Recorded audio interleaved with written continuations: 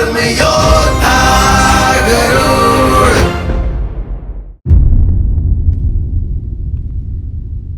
क्या हुआ गरुड़?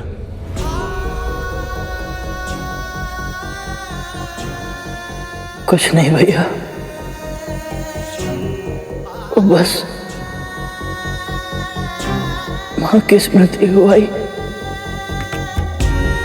तो आंसू भी अपने आप ही आ गए।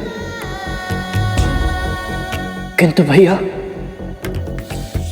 इतना सब कुछ जानने के बाद भी मुझे इस बात का पता नहीं चल पाया कि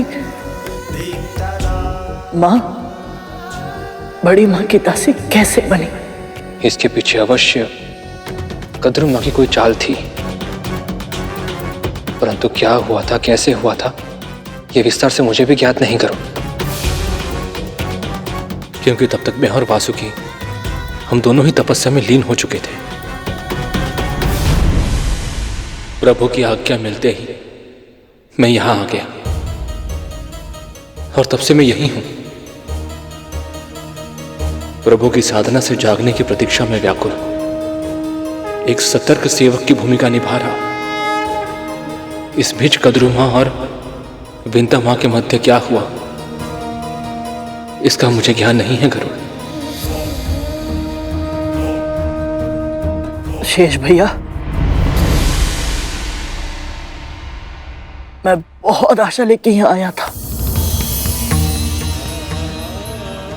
जब तक मुझे मां की दास्ता का इतिहास नहीं पता चलेगा, मैं उनका भविष्य कैसे बदल पाऊंगा, कैसे ढूंढ पाऊंगा मां को मुक्त कराने का कोई उपाय। मां कहती है वैकुंठ से कोई भी रीते हाथ लौट कर नहीं आता, फिर मैं सत्य जाने बिना कैसे चला जाऊं। भैया, कोई तो उपाय होगा, कोई मार्ग, कोई साधन, या फिर वैकुंठ आकर भी मेरी मनोकामना पूर्ण नहीं होगी।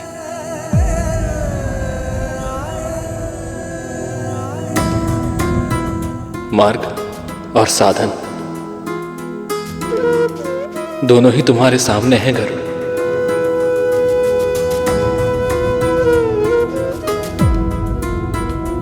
पर प्रभु तो समाधि में है, ये मेरे प्रश्नों के उत्तर कैसे देंगे? प्रभु की कृपा पर विश्वास रखो, सच्चे हृदय से भक्ति की शक्ति का आवाहन करो गरुड़, और अपने प्रश्न पूछो। फिर देखना, तुम्हें तुम्हारे उत्तर अवश्य मिलेंगे गरुड़।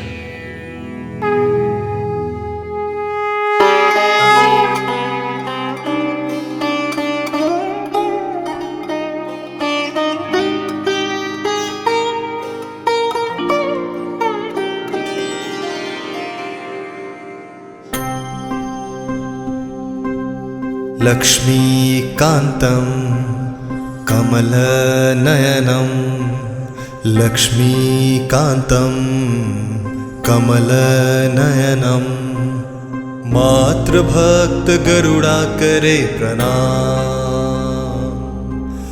मातृभक्त गरुड़ा करे प्रणाम। जिस माँ को मैं पूजता हूँ, उनके मन में हरि आप बसते हैं। जब सबके दुख आप हरते हैं, तब हर हर हरि कहलाते हैं। तो करो प्रभु मेरी माँ की दुखों को विराम। लक्ष्मीकान्तं कमलनयनं, लक्ष्मीकान्तं कमलनयनं, मातृभक्त गरुड़ा करे प्रणाम, मातृभक्त गरुड़ा करे प्रणाम।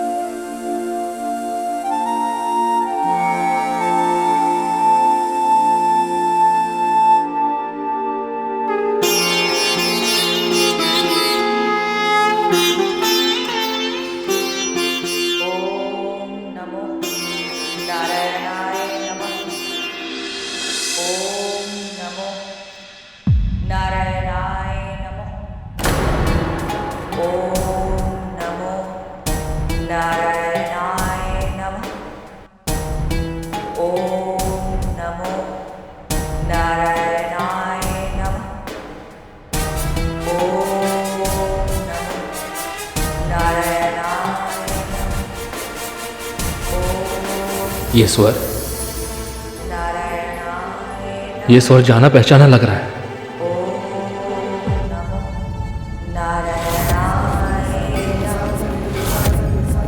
ओम नमो नारायणाय नमः। एक देवी ऊंचे पहाड़ की चोटी पर विराज कर प्रभु की गहन तपस्या कर रही है भैया। नारायणाय नमः। ओम नमो नारायणाय नमः। ये तो देवताओं की माँ है, अदिति माँ। ओम नमो नारायणाय नमः। ओम नमो नारायणाय नमः। ओम नमो नारायणाय नमः। मार्ग मिल गया गरुड़। विंता माँ के साथ क्या हुआ था, इसका उत्तर तुम्हें अदिति माँ के पास ही मिलेगा। किंतु भैया वो तो कठोर तपस्या में लीन है। जो कठोर तपस्या में लीन होते हैं ना, उनके दर्शन मात्र से सारी बाधाएं दूर हो जाती हैं। विश्वास रखो गरुड़, अविलंब अदिति माता के पास जाओ। जी भैया। तुम्हें देखकर कितनी प्रसन्नता हुई है कि शब्दों में वर्णन करना संभव नहीं है मेरे लिए। बस अब एक ही प्रार्थना है, शीघ्र अतिशीघ्र विंता माँ को उनके कष्टों से मुक्त कराओ और तुम्हें फिर से वैकुंठ आने का सौभाग्य मिले। मेरी भी यही इच्छा है भैया कि भगवान श्री विष्णु के आशीर्वाद से मुझे वैकुंठ आने का सौभाग्य प्राप्त हुआ तो हम दोनों भगवान श्री विष्णु और मां लक्ष्मी के दर्शन एक साथ कर पाए।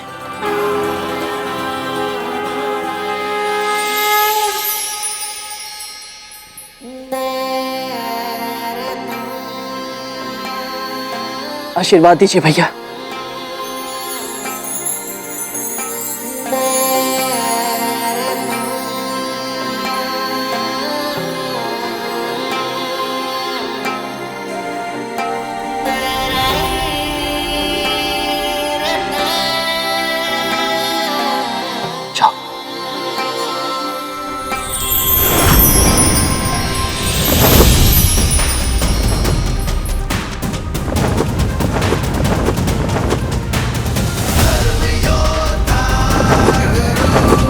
ओम विष्णवे नमः।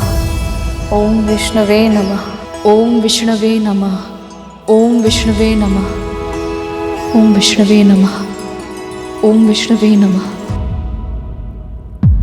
घी समाप्त हो रहा है।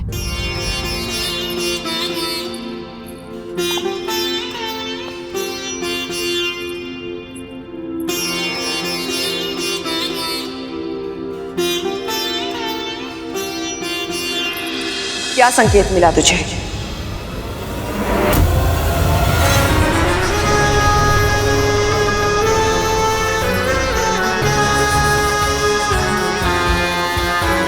मैं जानती हूं गरुड़ के साथ तेरा आत्मिक संबंध है। उसका हृदय पुकारता है और तेरा हृदय सुनता है। जन्म से पहले ही तू उसकी पुकार सुन लेती थी। अब बता कहां है वो? इस माँ का हृदय केवल इतना जानता है कि उसका पुत्र जीवित है। वो कहाँ है ये नहीं जानता, पर मैं पता लगा सकती हूँ महारानी। यदि आप मुझे अपने पुत्र को ढूंढने जाने दें तो मैं अवश्य ही उसे लेकर आपके पास लौट आऊंगी। ये एक माँ का वचन है।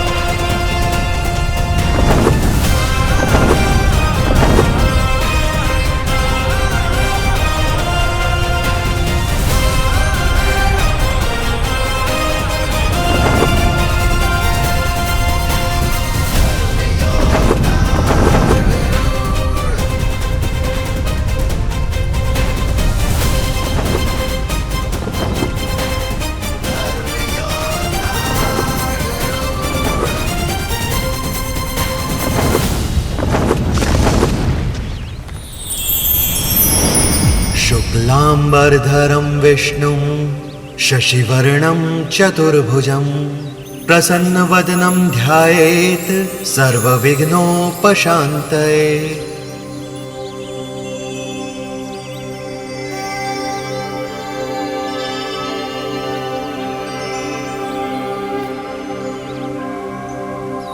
यस्य स्मरणमात्रेण जन्म संसार बंधनात् विमुच्यते नमस्तस्मै विष्णवे प्रभ विष्णवे।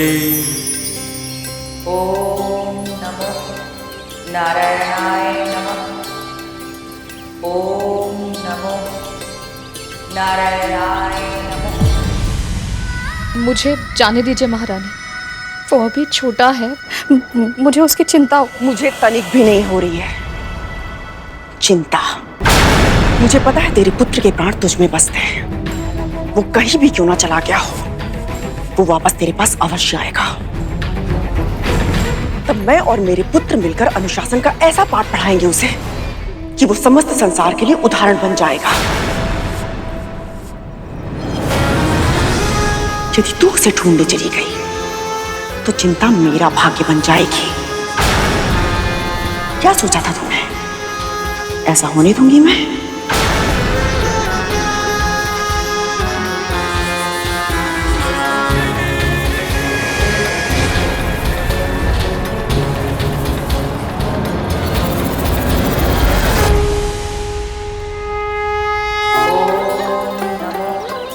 नारायणाय नमः। अविकाराय शुद्धाय नित्याय परमात्मने सदैक रूप रूपाय विष्णवे सर्वजिष्णवे।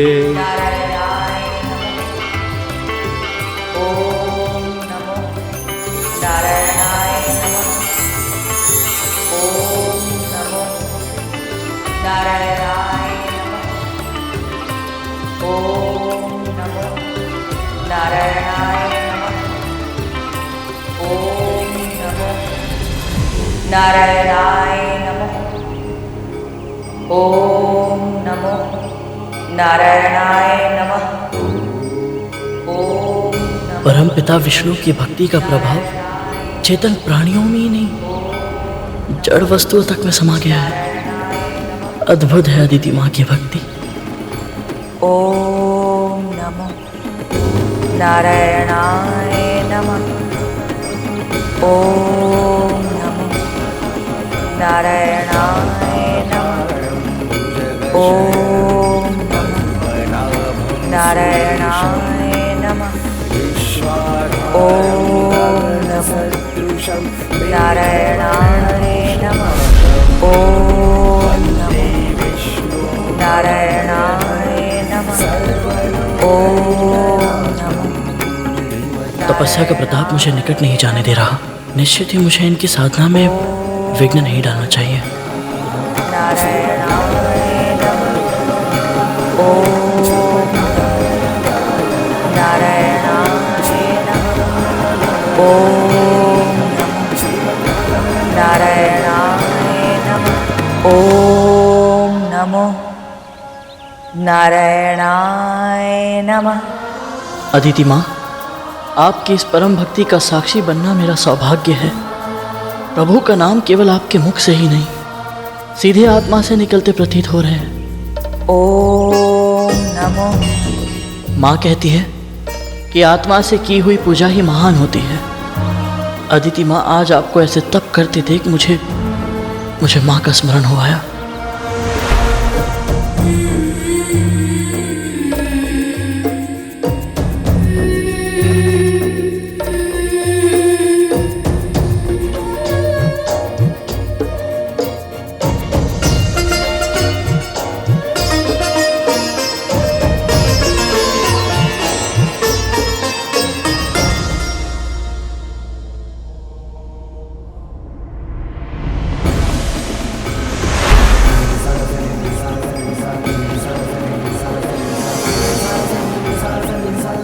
पहली बार इतने अधिक समय तक माँ से दूर रहा हूँ, और वो भी उनकी इच्छा के विरुद्ध।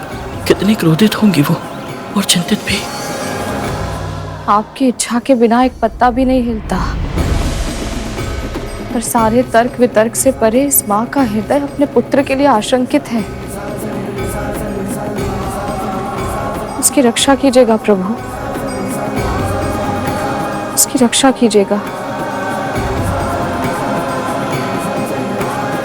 ओम नमो नारायणाय नमः। मैं अपनी माँ को एक पल के लिए भी विचलित नहीं देखना चाहता था और अब स्वयं ही उनकी चिंता का कारण बन गया हूँ। पर अदिति माँ, आपके दर्शन पाकर न जाने क्यों मेरा यह विश्वास और बढ़ गया है कि अब मैं अपनी माँ के दासत्व और अपने जन्म की पूरी कथा अवश्य ही जान पाऊंगा। मेरा मार्गदर्शन कीजिए अदिति माँ। ओम नमो नारायणाय नमः। ओम नमो नारायणाय।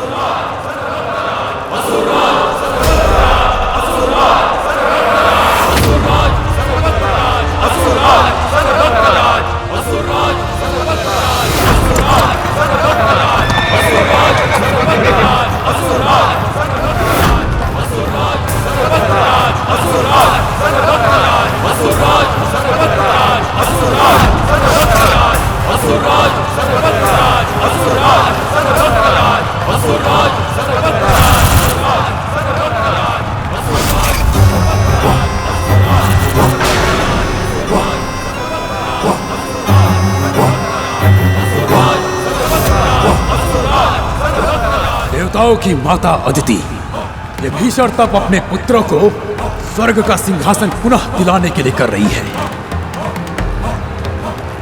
परंतु उन्हें यह स्मरण नहीं है कि हम उनका ये उद्देश्य कभी पूर्ण नहीं होने देंगे।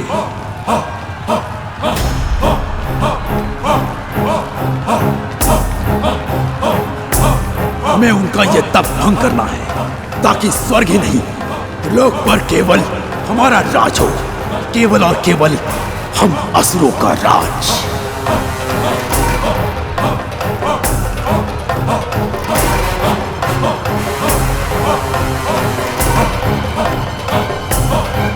ये सब तो महाअदिति की तपस्या भंग करने के लिए आ रहे हैं, और यदि ऐसा हुआ तो भगवान श्री विष्णु का, उनके भक्तों का और स्वयं भक्ति का अपमान होगा। मैं क्या करूं?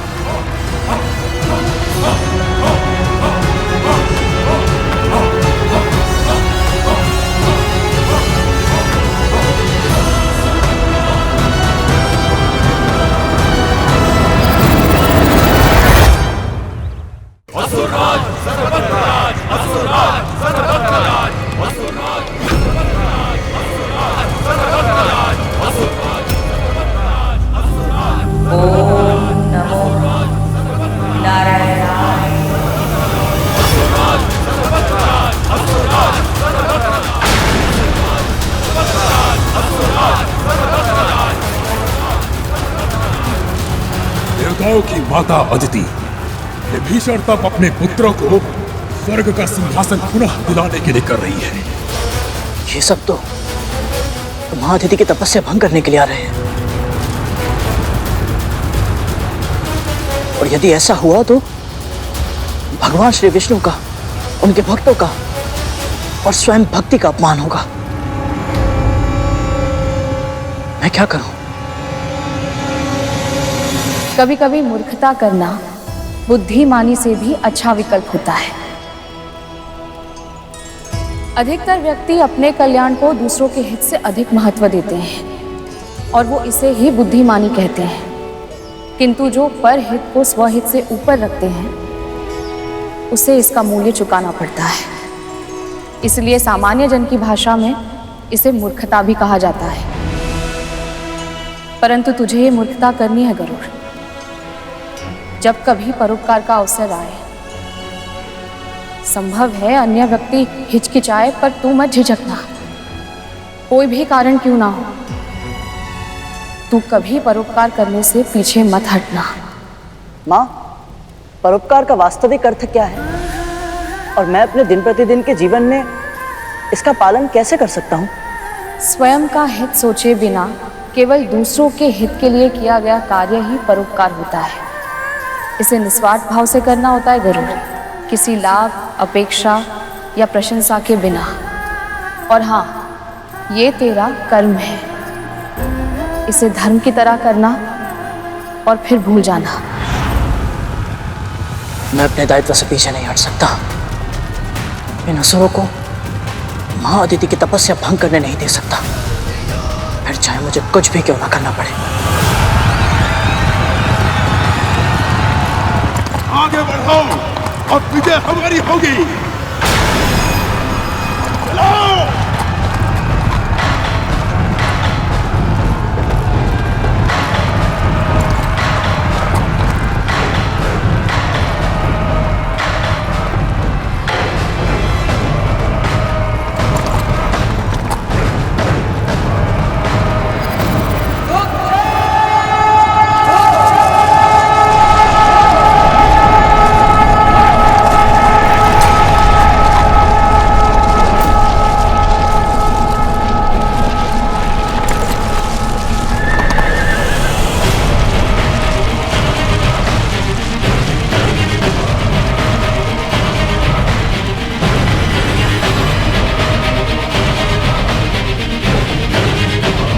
यहाँ तो कोई देवता भी नहीं है।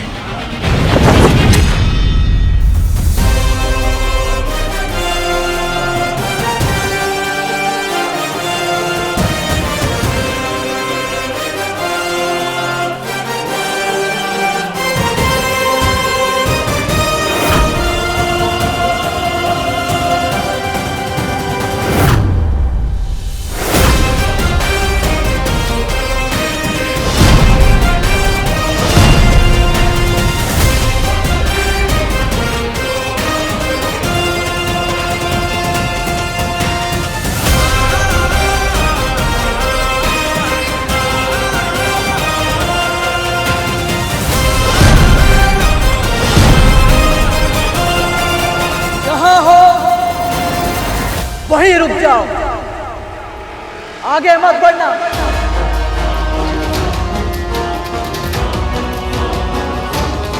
नहीं तो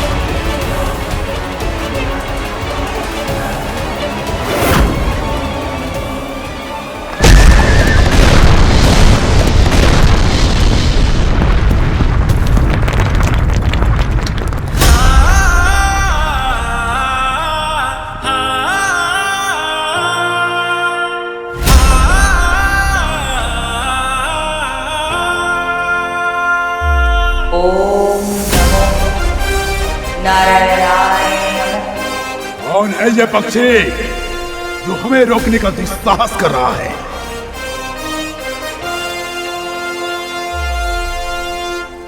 आप सभी के चरणों में ये भाला आपके प्रति मेरे सम्मान का प्रतीक है। मैं युद्ध नहीं करना चाहता, इसीलिए विनम्र अनुरोध कर रहा हूं, कृपा आगे ना बढ़े।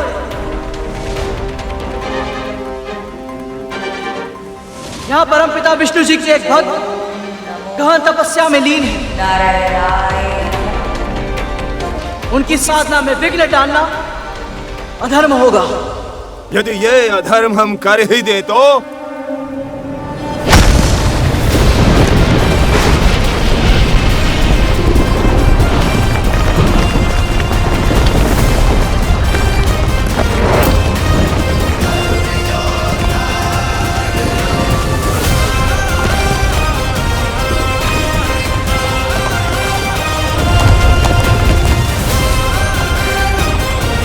यह मेरी तीसरी और अंतिम चेतावनी है।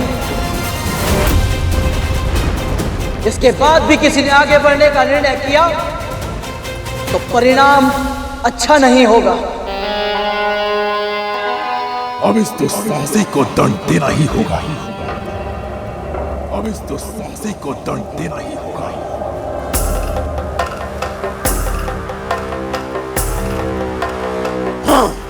सेनापति जी, बड़े बड़े देवताओं से युद्ध करके आपने उन्हें धूल चटाई है। एक पक्षी को पराजित करने के लिए स्वयं मोर्चा लेना आपको शोभा नहीं देगा। हाँ सेनापति जी, स्वयं कार्य करने वाले छोटे कहलाते हैं। बड़ा बनना है तो शत्रु तक अपना दूत भेजना होगा। वाह, क्या सुझाव है। उत्तम विचार है सेनापति जी। सही कहा माली सुमाली। अब समय आ गया है कि हम अपने शक्ति का प्रदर्शन करें। लगता है मेरा संदेश इन्होंने सुना तो, किंतु समझा नहीं। अब दूत को अच्छे से समझाना होगा।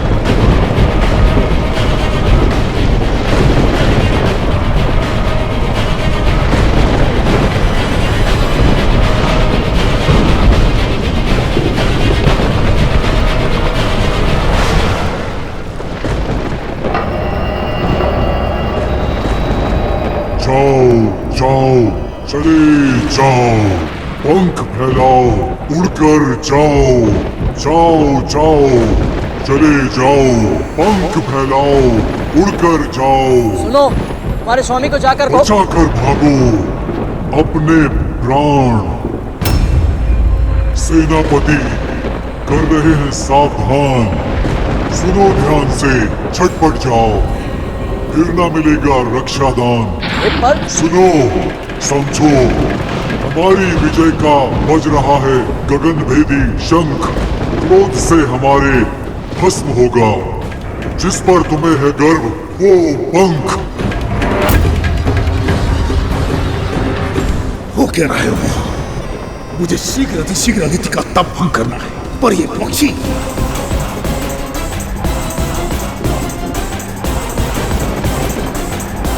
जाओ जाओ, चले जाओ, पंख फैलाओ, उड़कर जाओ, जाओ जाओ, चले जाओ।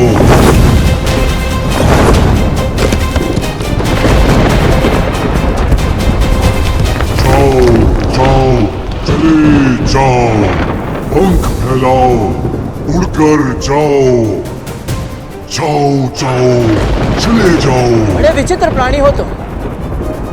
यदि ईश्वर ने बोलने के लिए एक मुख दिया है तो सुनने के लिए 2 कान भी तो दिए हैं, उनका भी प्रयोग किया करो। और दूत का कार्य केवल संदेश देना नहीं होता, उत्तर पहुंचाना भी होता है। अब तुम मेरा संदेश अपने दोनों कान से और पूरे ध्यान से सुनो।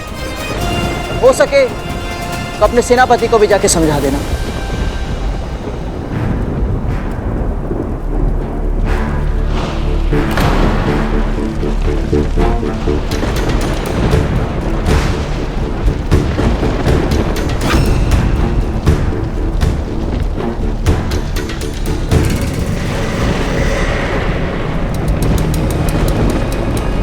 बुद्धिमानी तो सब करते हैं, पर मैं मूर्खता ही करूंगा।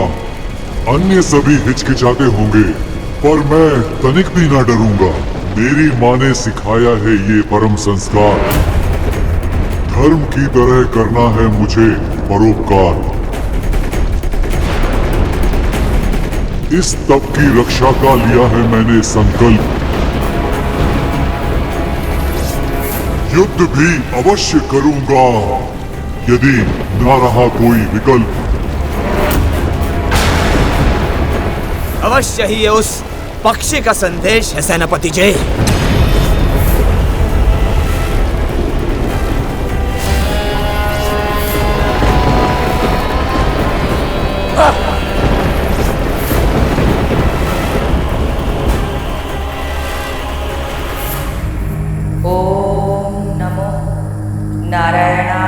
कौन है ये पक्षी? वीर भी है और वाचाल है, मूर्खता करने को तत्पर, अवश्य ही बुद्धिमान है। आयु में बालक, संकल्प में दृढ़। क्या कोई देवता हमारे सामने विद्यमान है? असंभव है ये। प्राणों के भय से छुपे हैं सब देव। वनिया की सिकंदरा में अच्छी तरह जानते हैं हमारे सेनापति साक्षात काल हैं। काल हैं।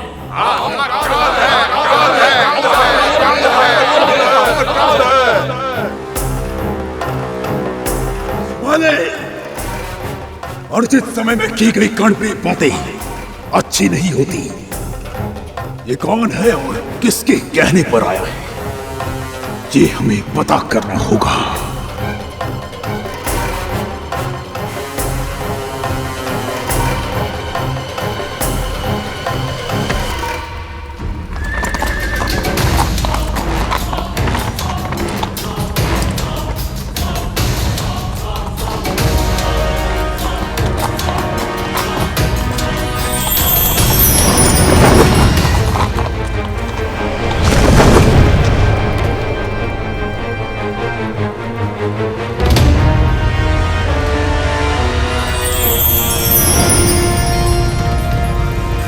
कौन हो तुम?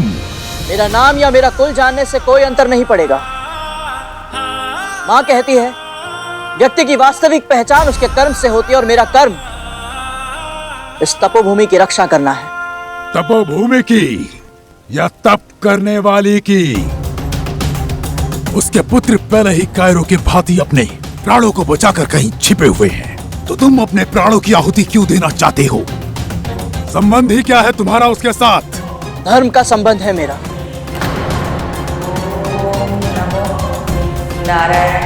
माँ कहती है धरती के कण कण में प्रभु श्री विष्णु जी का वास है। चर अचर जड़ चेतन, यहाँ तक कि सभी प्राणी भी उन्हीं का रूप है।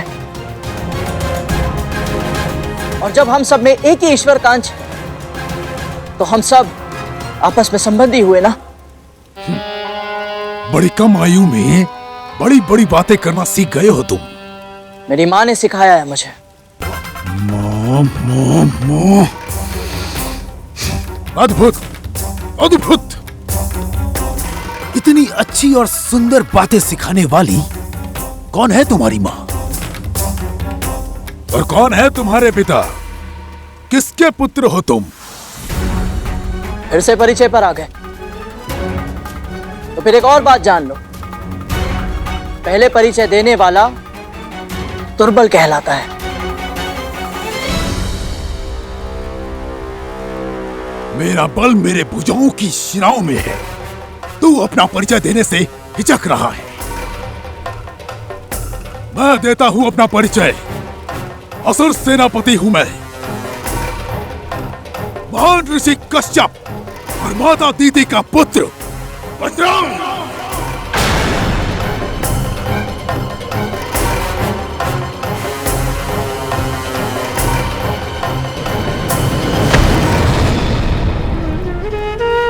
मेरा प्रणाम स्वीकार कीजिए भैया।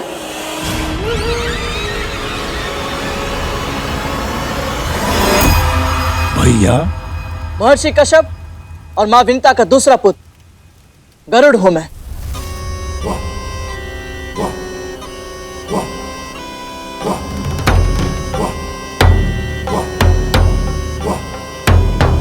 हाँ, तो हम सचमुच भाई हैं।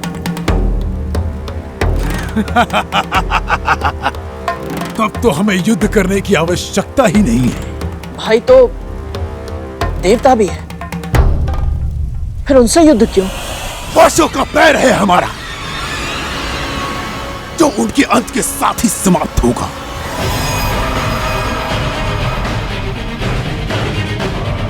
तो उनका पक्ष मत लेकर हमारे साथ हो जा। मैं तेरी शक्तियों से प्रभावित हूं। मैं तुझे अपनी सेना में ऊंचा पद दूंगा। आजा मेरे साथ। आपने मेरे विषय में सोचा, इतना अच्छा प्रस्ताव दिया, इसके लिए आपका धन्यवाद भैया। किंतु पद और प्रतिष्ठा के लोभ में आकर मैं अपना कर्तव्य नहीं भूल सकता।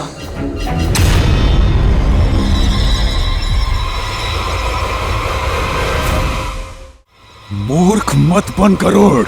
मां ने सिखाया है, कभी कभी मूर्खता करना बुद्धिमानी से भी अच्छा विकल्प होता है। और क्या लाभ होगा मूर्खता से? अपना भला सोच गरुड़। हम असुर तुझे स्वर्ग का सुख प्रदान करेंगे। स्वर्ग का। मेरा स्वर्ग, मेरा सुख मेरी मां के चरणों में ही है। यदि आपको कुछ देना ही है तो देवताओं को दे दीजिए। कभी नहीं, कभी नहीं। देवता हमारे परम शत्रु हैं, इसलिए आज हम देव माता के तप को भंग करेंगे। ओम नमो नारायणाय नमः। ताकि देवता कभी हम पर विजय प्राप्त न कर सके। भैया, अदिति माँ आपकी भी माँ समान है। आपकी माता की बहन है वो, और उनकी इतने वर्षों की तपस्या भंग करके आप उन्हें कष्ट तो देंगे, तो स्वयं भी सुखी नहीं रह पाएंगे। ये महापाप मत कीजिए भैया, लौट जाइए। लौटना तो तुझे होगा गरुड़। बालक समझकर मैं तुझे समझा रहा था, पर यदि तूने हट नहीं छोड़ा तो अब मुझे बल का प्रयोग करना पड़ेगा। किंतु मैं बल का प्रयोग नहीं करना चाहता, और अपने भाइयों के साथ तो बिल्कुल भी नहीं। इसका अर्थ ये नहीं है कि मैं भयभीत हूं। आपके पास विकट दैत्य और असुर है, इतनी बड़ी सेना है, किंतु मैं भी दुर्बल नहीं। भक्ति का बल, धर्म की तलवार, सत्य की ढाल और मां के आशीर्वाद का मंगल कवच है मेरे पास। और जिसके पास इन चारों की शक्ति हो, वो कभी नहीं हार सकता।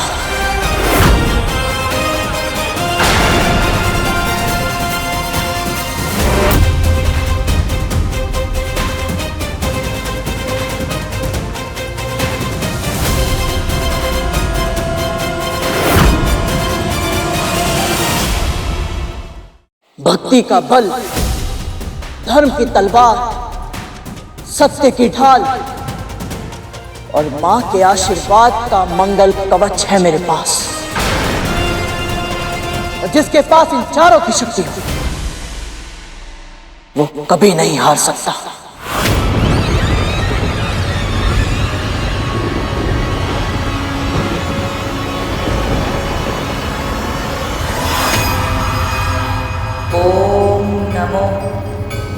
नारायणाय नमः। ओम नमो नारायणाय नमः। वाक्य युद्ध करना आसान है बालक, परंतु असुरों के साथ शस्त्र युद्ध असंभव। तेरी माँ तेरी प्रतीक्षा कर रही होगी, अभी भी समय है। जा, उड़ जा और अपनी माँ की गोद में जाके दुबक जा। पहले ही एक पुत्र उसका साथ छोड़कर जा चुका है। यदि तेरी दुस्साहस के कारण मैंने तेरे प्राण ले लिए, तो तेरी माँ की गोद सूनी पड़ जाएगी बालक।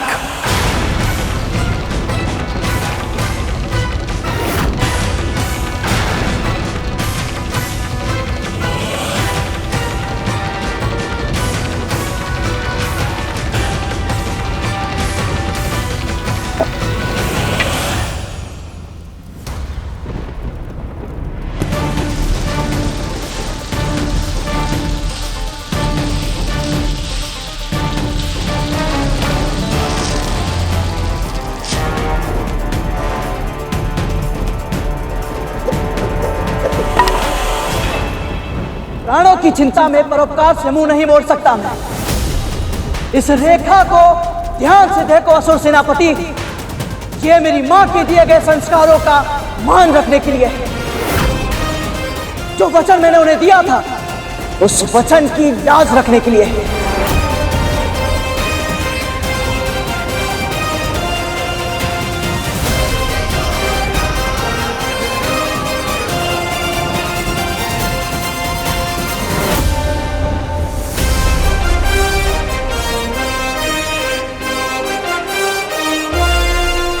यदि आपकी सेना का कोई एक भी योद्धा मुझे पराजित करके इस रेखा को पार कर लेगा, तो मैं स्वयं अपनी हार मानकर यहां से चला जाऊंगा।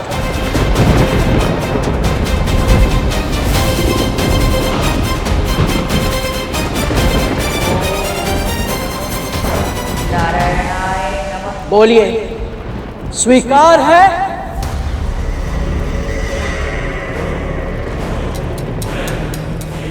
अति किसी भी वस्तु की बुरी होती है बालक, और तेरे इस अत्यधिक आत्मविश्वास ने मेरी समस्या को अपने आप ही दूर कर दिया। असुर सेना को ललकारा है तूने, और वो भी इस तुच्छ रेखा से।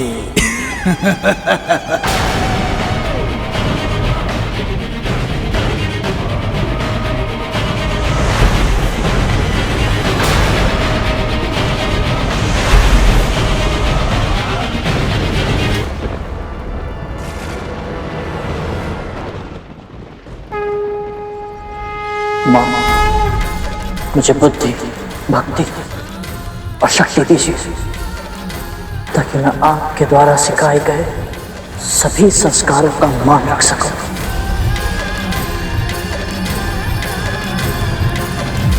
माता विंता का पुत्र गरुड़ है ये। जैसे उनका पहला पुत्र शारीरिक रूप से दुर्बल था, अवश्य ही ये मानसिक रूप से दुर्बल है। इसने हमें चुनौती दी है, हमें। यदि इसकी खींची हुई सीमा रेखा को हमने पार कर लिया, तो ये अपना पराजय स्वीकार कर हमारे मार्ग से हट जाएगा। अल्पायु में ही स्वयं पर इतना गर्व? क्या इसमें है देवताओं या विष्णु का कोई षड्यंत्र?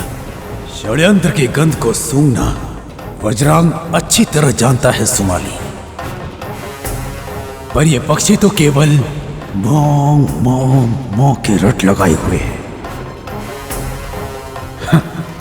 इसे इसकी मां के पास भेजने के लिए हमारे साधारण सैनिक ही पर्याप्त है।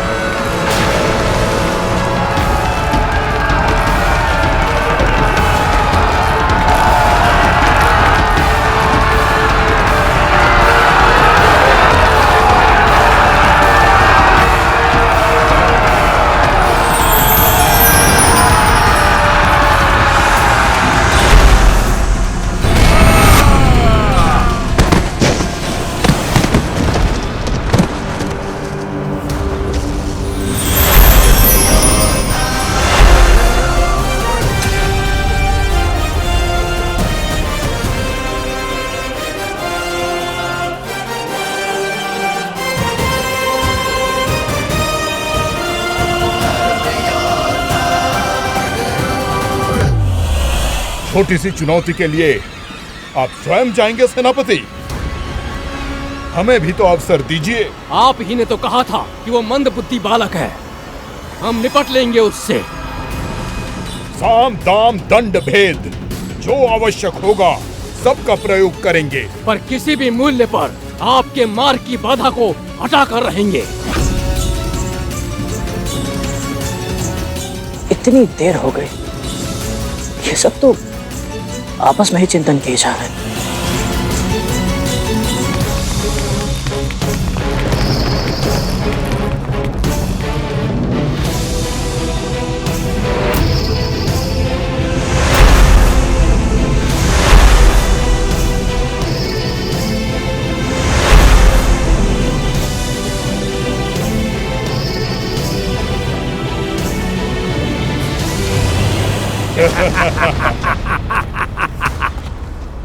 ऐसे आश्चर्यचकित होकर क्या देख रहे हो छोटे भाई?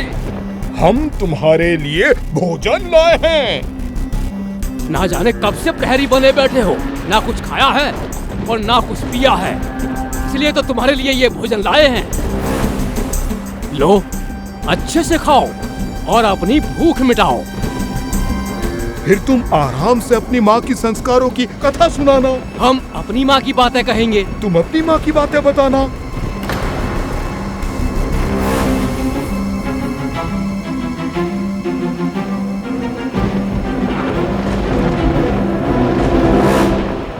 ये मुझे कम बुद्धि का बालक समझ रहे हैं, तो अब अपनी बाल हट इन्हें दिखानी ही होगी।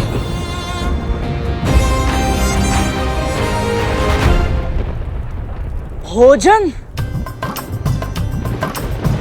आप दोनों का बहुत बहुत बहुत धन्यवाद। आपको पता है, मुझे बहुत समय से भूख लगी थी और ये भोजन तो दिखने में इतने अत्यधिक स्वादिष्ट है, तो स्वाद भी अच्छा ही होगा। अवश्य अवश्य। किंतु क्षमा करें, वो क्या है ना कि ये भोजन मैं ग्रहण नहीं कर सकता। हाँ? आप कृपया काम करें, आप ये भोजन उन्हें दे दीजिए जो इसे खा सकते हैं। हाँ? ऐसा कैसे? ना ना ना ना, ये भोजन केवल हम तुम्हारे लिए लाए हैं, तुम्हें इसे ग्रहण करना ही होगा। भोजन को व्यर्थ मत करो, अपनी माँ की शिक्षा का स्मरण करो। अन्न का अनादर करना महापाप होगा। भले ही इनकी नियत में खोट है, पर ये दोनों कह तो सही रहे, अन्न का उपयोग नहीं होगा तो अनादर कहलाएगा। पर यदि मैं ये भोजन देने के लिए किसी उपयुक्त पात्र को खोजने जाऊंगा तो ये दोनों मेरी खींची रेखा पार करके चुनौती जीत जाएंगे और अदिति माँ का तप भंग कर देंगे। तो फिर क्या करूंगा?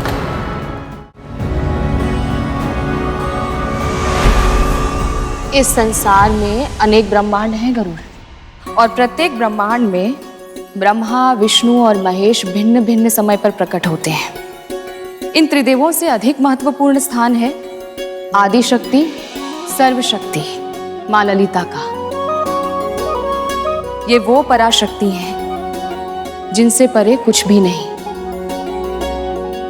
और गौ माता उन्हीं माँ ललिता का प्रतीक है जिनमें 33 कोटि देवी देवताओं का वास होता है। इसीलिए तो इन्हें भोजन कराना सबसे बड़ा पुण्य होता है पुत्र।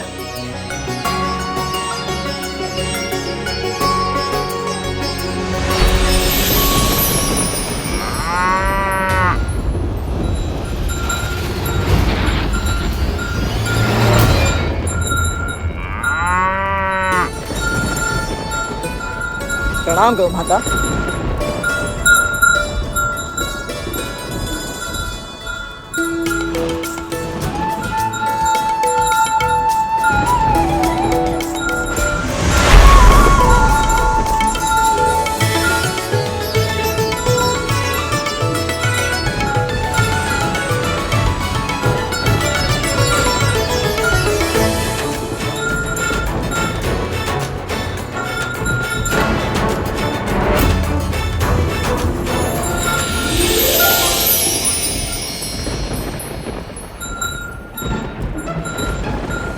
हे गौ माता, मेरे असुर भाइयों की ओर से ये स्वादिष्ट भोजन ग्रहण कीजिए। और इन्हें अपने हृदय से आशीर्वाद दीजिए। दीजिए माँ।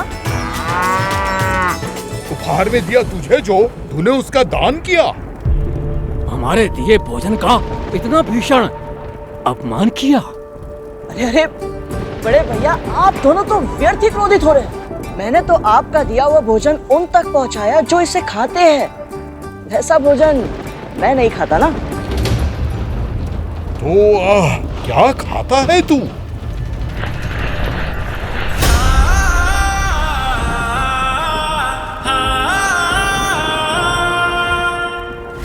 आप जानना चाहते हैं मैं क्या खाता हूँ? कुछ भी ऐसा जो 2 या 4 पैरों पर चलता हो, जिसमें प्राण हो।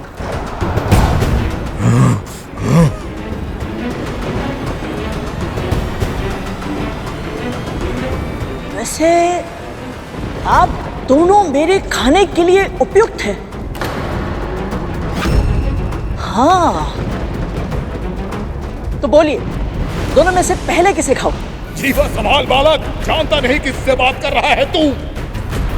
अबोध है तू, स्वयं ही अपनी मृत्यु को आमंत्रित कर रहा है।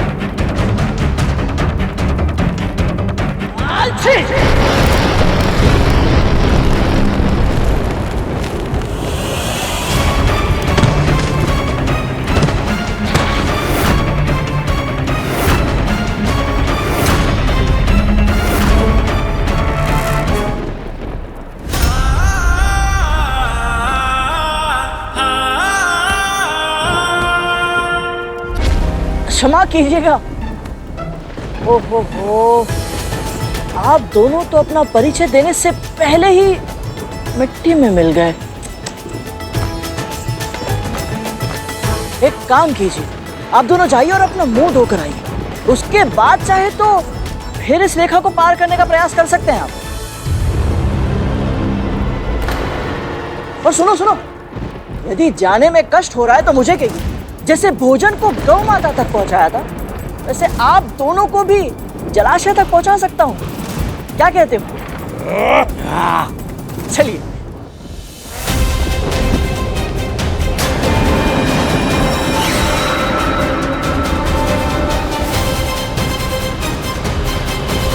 ये माली सुमाली भांति भांति के यत्न प्रयत्न कर उस पक्षी को उड़ाने गए थे। कहीं उसके बातों में फंसकर अपना उद्देश्य तो नहीं भूल गए। तू हमारी खिल्ली उड़ा रहा है। जानता है, ये समस्त सृष्टि हमारे नाम से थर थर कांपती है। सचमुच? हाँ। हाँ, मैंने अभी अभी पूरे ब्रह्मांड की 7 लोकों की यात्रा की और आपके नाम से कांपने वाला तो छोड़ो, कोई जानने वाला तक नहीं है। और सच कहूं तो आप दोनों इस समय मुझे बहुत ही अधिक भयभीत लग रहे हैं। भयभीत? हम दोनों? तुझसे? मैं तो एक माध्यम हूं बड़े भैया। आप सब एक माँ की भक्ति की शक्ति से भयभीत हो रहे हैं, इसीलिए तो इतनी बड़ी सेना लेकर इनकी तपस्या भंग करने के लिए आए हैं।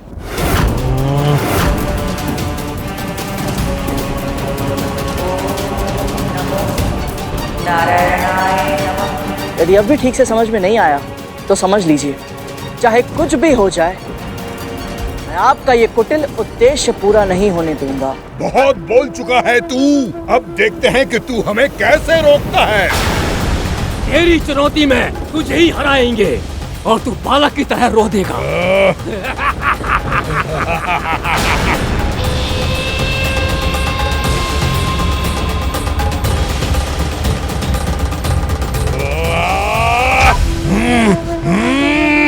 जाओ सुमाली, शीघ्र रेखा पार करो।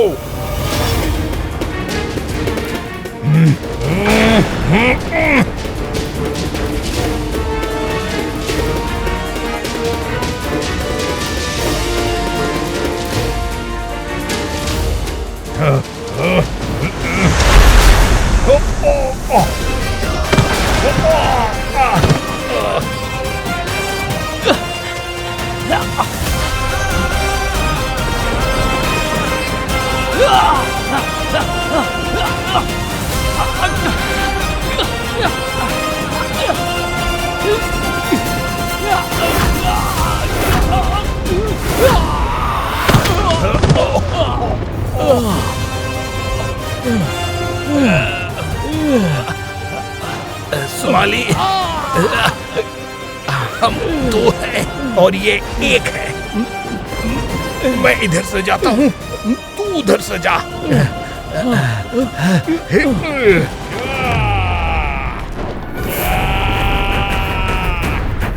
पहले किसे रोको?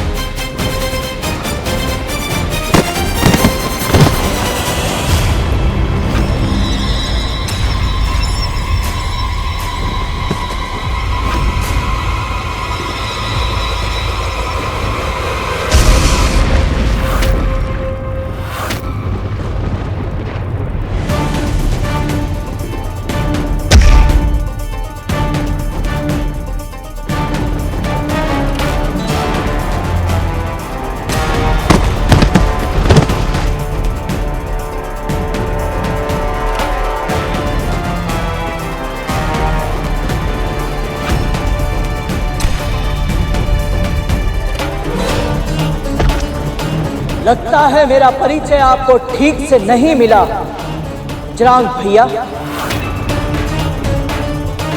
मैं कोई सामान्य पक्षी नहीं जो आप जैसे राक्षसों के धमकाने से उड़ जाऊं। मां विंता का पुत्र हूं मैं और धर्म की रक्षा करना मेरा कर्तव्य है। धर्म की रक्षा के लिए मैं प्राण दे भी सकता हूं और प्राण ले भी सकता हूं।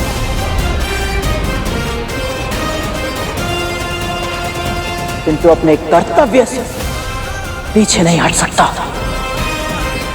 आपको जो करना है कीजिए, जितने योद्धा भेजना है भेजिए।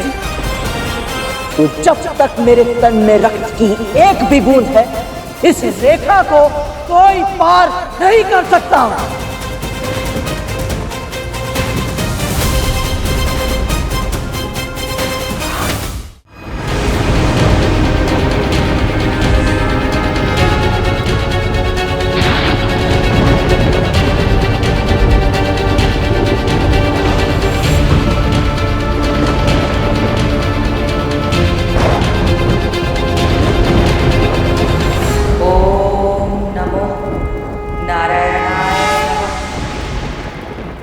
तक मैं इसे सामान्य पक्षी समझ रहा था। ये मेरी भूल थी। अब मैं इसका सामना ऐसे करूंगा जैसे अपने समान शक्तिशाली शत्रु का किया जाता है। अब जय या पराजय नहीं होगी, अब होगा केवल विनाश, केवल विनाश, केवल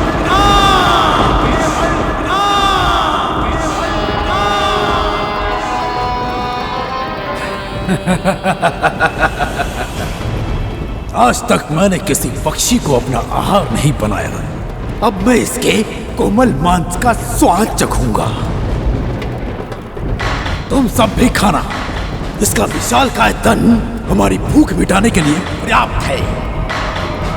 अग्निमुखम, जाओ और इस पक्षी को भूनकर मेरे समक्ष प्रस्तुत करो। और हाँ, अच्छे से पका कर लाना। जो आज्ञा सेनापति जी। असुर सेनापति वज्रांग की, असुर सेनापति वज्रांग की, असुर सेनापति वज्रांग की, असुर सेनापति वज्रांग की।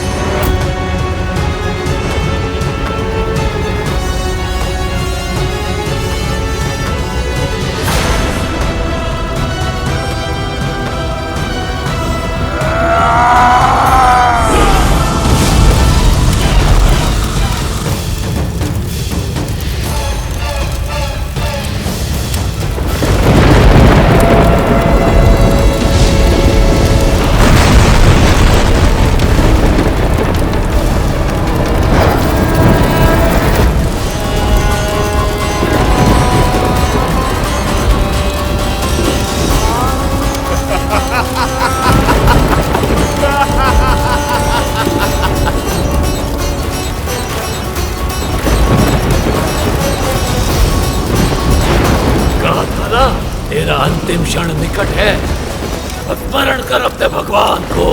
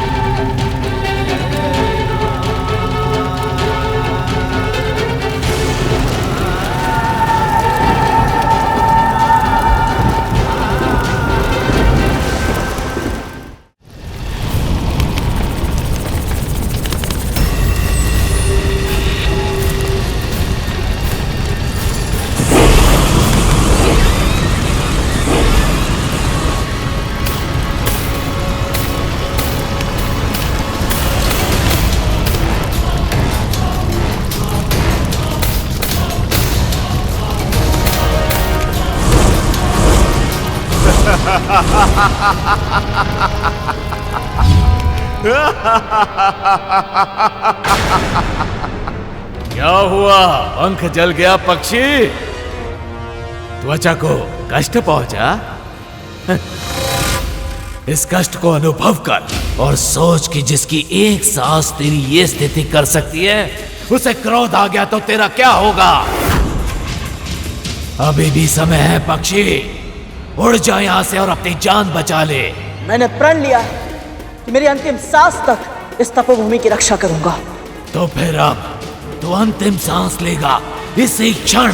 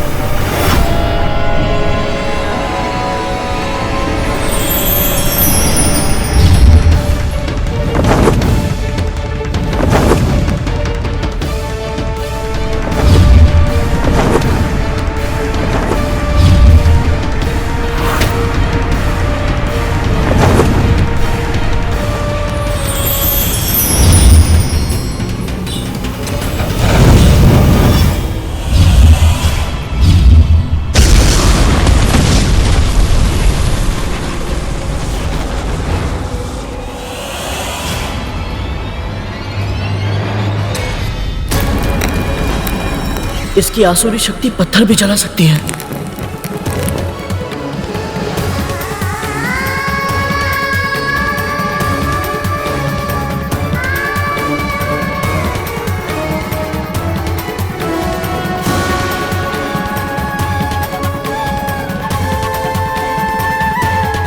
इस राक्षस की अग्नि से तापमान बढ़ रहा है, कहीं अदिति माँ की तपस्या भंग ना हो जाए।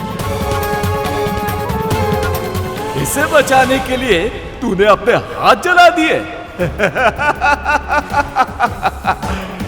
अब फंस गया तू। अग्निमुख निष्ठुर है, अग्नि प्रखर है और चुनाव कठिन है। अब तो इस देव माता के प्राण बचाएगा या स्वयं के?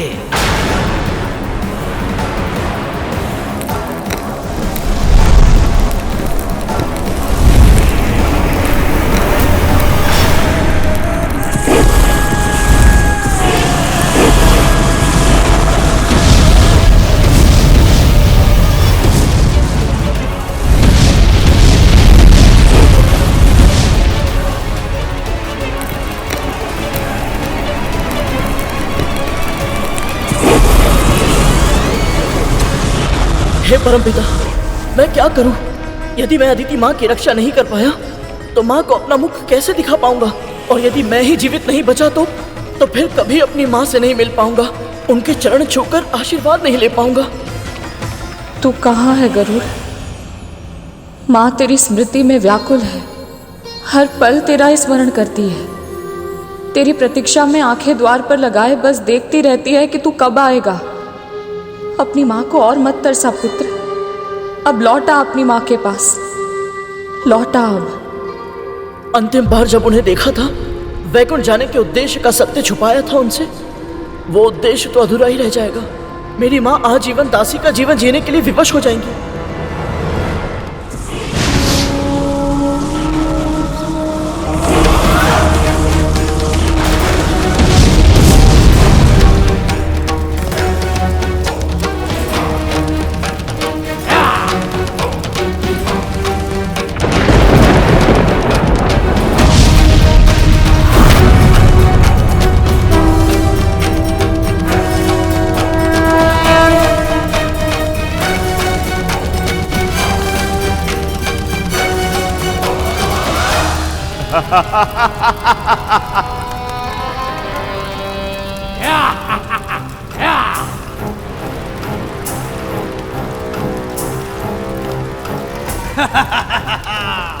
उत्तम, अति उत्तम अग्निमुखम, तुमने अपने शत्रु का सर्वनाश कर दिया, अपनी उपयोगिता सिद्ध कर दी तुमने। बधाई हो सेनापति, आप अपने उद्देश्य में सफल रहे।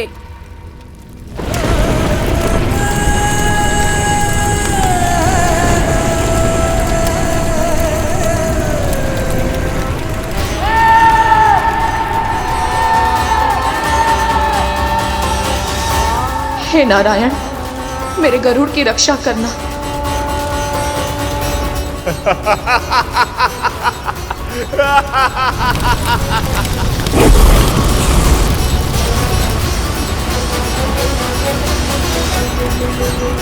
कहा था ना, तेरा अंतिम क्षण निकट है, स्मरण कर अपने भगवान को।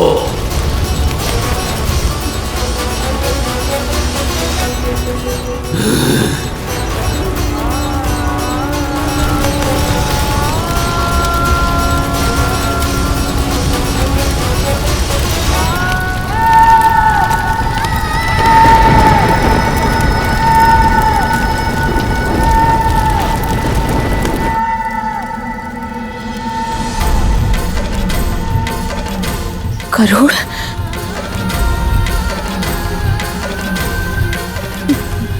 मेरा मन क्यों घबरा रहा है?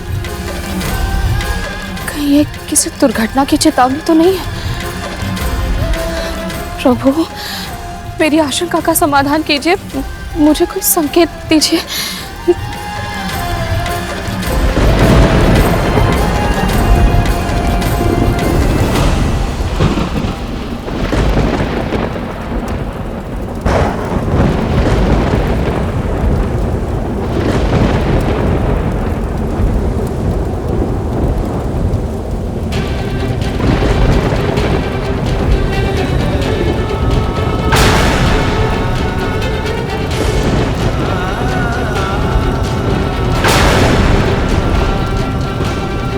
हे प्रभु, ये क्या संकेत है?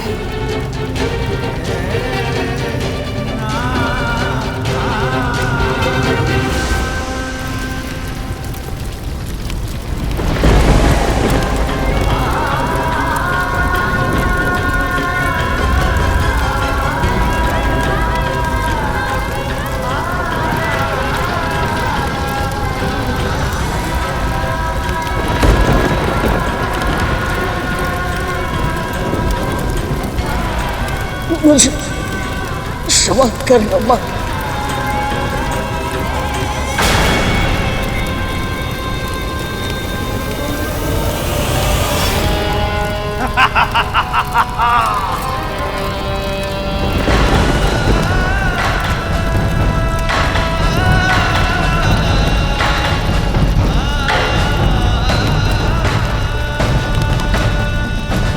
आसुरी शक्ति की जय हो। आसुरी शक्ति की जय हो। आसुरी शक्ति की जय हो।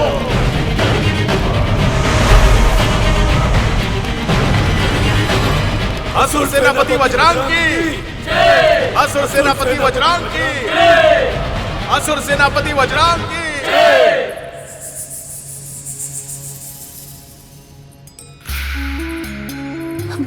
महारानी, अच्छा किया तू आ गई। ये दोनों तो किसी काम की नहीं है। चल मेरे केश संवारने में मेरी सहायता कर।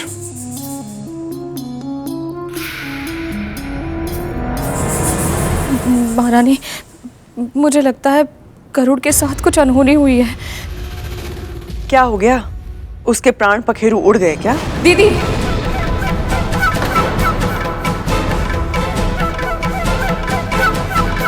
महारानी, मेरे हृदय में अजीब सी आशंका हो रही है, मन घबरा रहा है। कम से कम ऐसे में तो गरुड़ के बारे में कुछ अनुचित मत कहिए।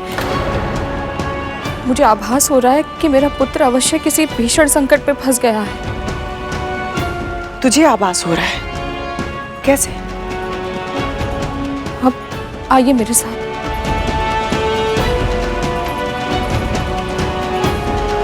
मैंने भूमि पर अपनी उंगली से उसका चित्र बनाया था। मिट गया।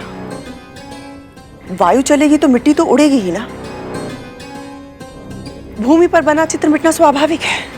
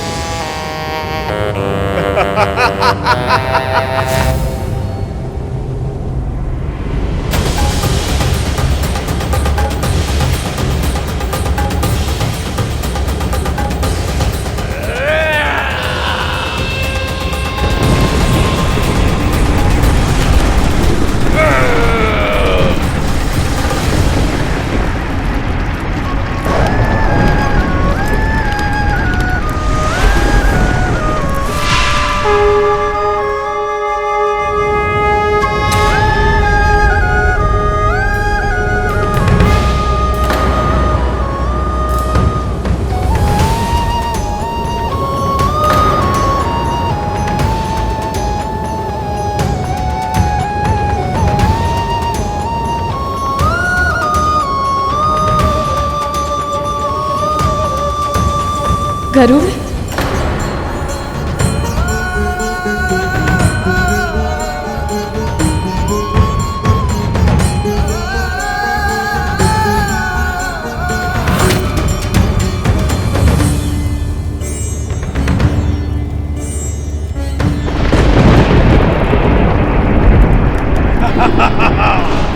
असुरी शक्ति की जय हो। असुरी शक्ति की, असुरी शक्ति की।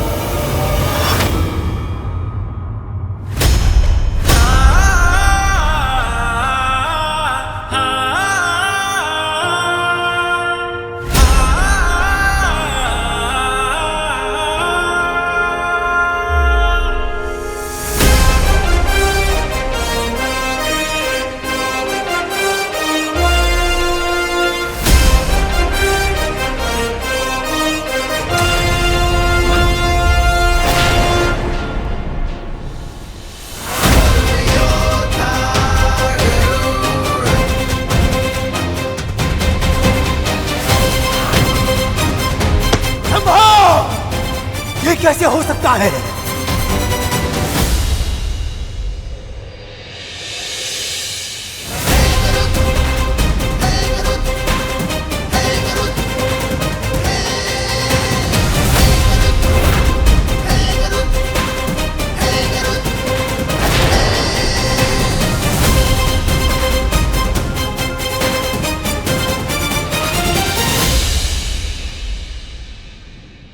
कहा था ना मैंने, मां विंता का पुत्र हूं मैं।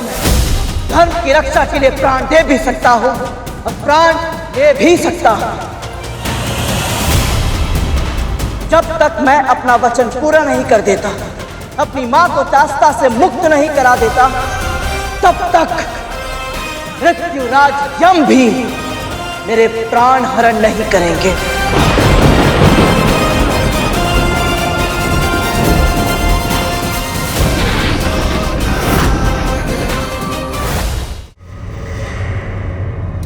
ये पक्षी इतना शक्तिशाली निकलेगा, मैंने इसकी कल्पना भी नहीं की थी। अवश्य ही पंच तत्वों पर नियंत्रण प्राप्त है इसे, तभी तो अग्नि भी इसे नहीं जला पाई।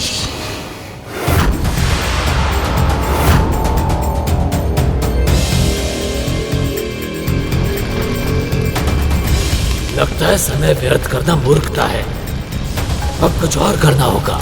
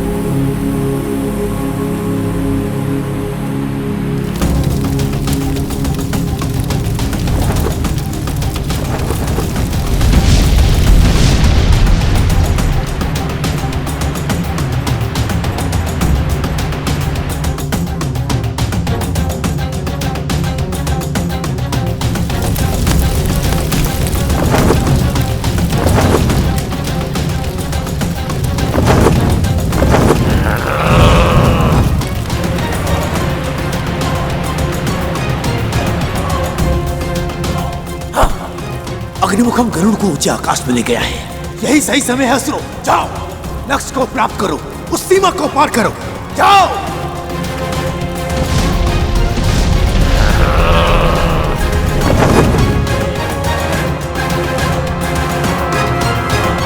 और अग्निमुखम की अग्नि भूमि पर फैलने लगी है सेनापति। वृक्ष जल रहे हैं। हाँ, तो तुम भी जल जाओ, अपने तन को समाधि बना लो।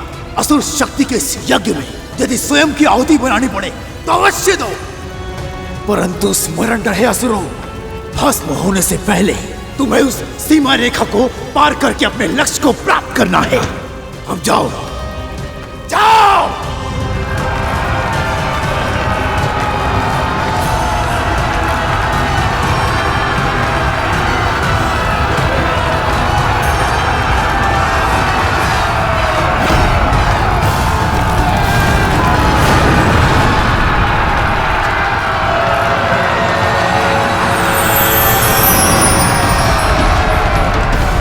यदि मैं नीचे जाकर असुरों का सामना करता हूं तो अग्निमुखम आकाश से उड़कर अदिति मां की तपस्या भंग कर देगा, और यदि मैं अग्निमुखम को रोकने का प्रयत्न करता हूं तो ये सैनिक रेखा पार करके अदिति मां तक पहुंच जाएंगे। तो मैं क्या करूं?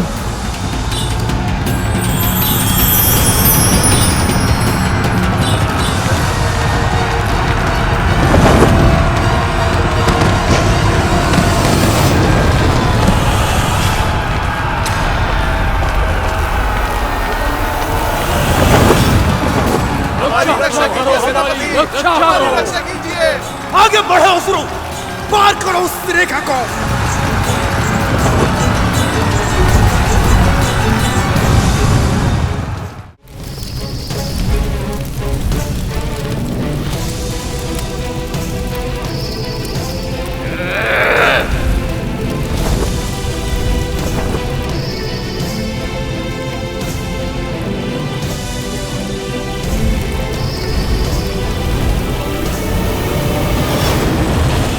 मान लो अग्निमुख, तुम मुझे पराजित नहीं कर सकते।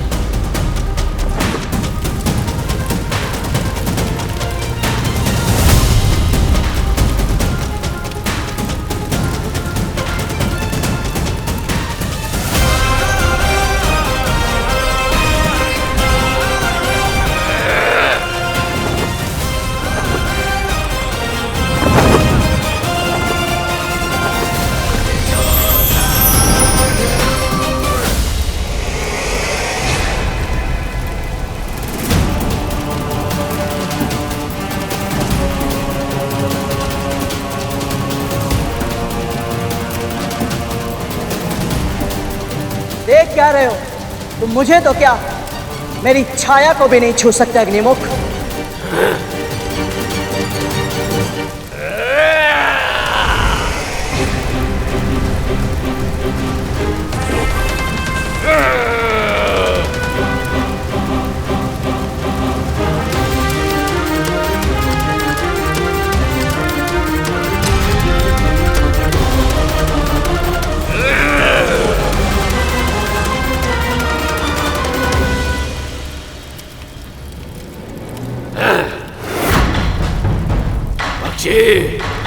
मैं वो अग्नि हूं जिसे जल भी बुझा नहीं सकता। अपनी पराजय स्वीकार कर ले, मैं तुझे प्राण दान दे दूंगा।